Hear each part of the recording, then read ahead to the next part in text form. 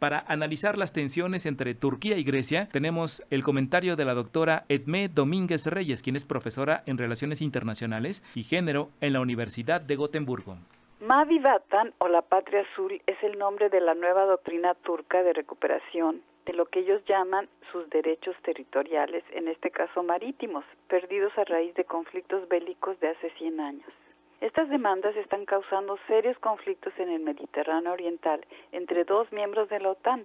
Grecia y Turquía, que no por pertenecer a la misma alianza militar dejan de tener serias fricciones, en este caso a causa de demarcaciones marítimas. Para entender las reivindicaciones turcas hay que remontarse al final de la Primera Guerra Mundial, a los tratados de Sèvres en 1920 y de Lausanne en 1923, que por un lado fragmentaron lo que fue el Imperio Otomano, creando los diferentes países del mosaico de Medio Oriente que hoy conocemos, y por el otro otorgaron a Grecia gran parte del Mediterráneo Oriental, incluyendo numerosas islas, incluso adyacentes a las costas turcas. El conflicto también resultó en la expulsión de 1 millón de griegos de Turquía y de 400.000 turcos de Grecia.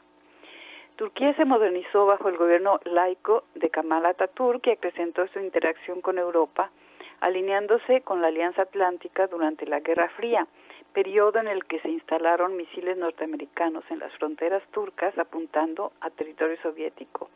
mismos que dieron pie a la instalación de los misiles soviéticos en Cuba durante la crisis de 1962. Sin embargo, y pese a esta alineación, Turquía nunca aceptó del todo el status quo establecido por Lausanne en 1923.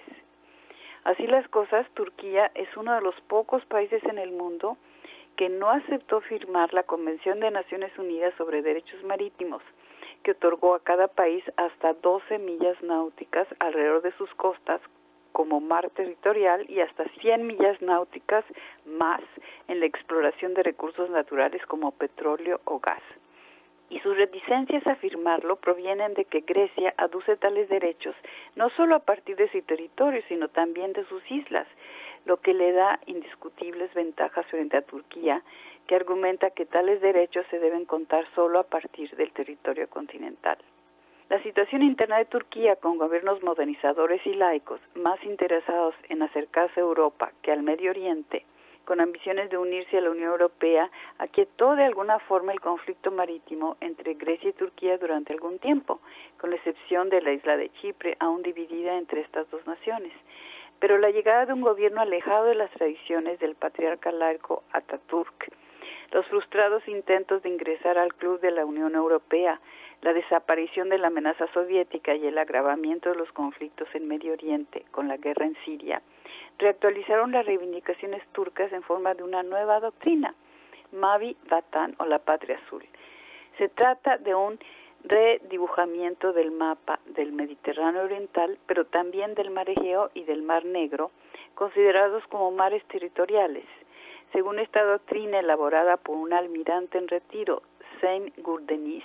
Turquía tendría derecho a controlar 462.000 kilómetros cuadrados de mar, mientras que de acuerdo al tratado internacional que ya mencionamos, solo tiene derecho a 42.000 kilómetros cuadrados. El almirante fue encarcelado junto a otros oficiales de Marina en 2011 a raíz de una supuesta conspiración, pero fue liberado y exonerado en 2015. Desde 2016 sus ideas tienen amplio eco y ya forman parte de la doctrina oficial de Erdogan. De acuerdo a estas ideas, Turquía tendría que alejarse de sus aliados occidentales, el Frente Occidental, como lo llama Gurdeniz, y acercarse a Rusia y a otros aliados de Medio Oriente. En base a esta doctrina, Turquía está tratando de llevar a cabo prospecciones en su búsqueda de petróleo y gas en territorios marítimos en los que, según Grecia y tratados internacionales, no tendría ningún derecho. Esto ha llevado a Ankara a concluir convenios con países como Libia, con su gobierno oficial, reconocido por Naciones Unidas y cuestionado por muchos otros países, entre ellos Rusia o el mismo Estados Unidos. Por otra parte, Grecia ha establecido acuerdos con otros países ribereños, como Egipto, quien también se opone a los designios turcos.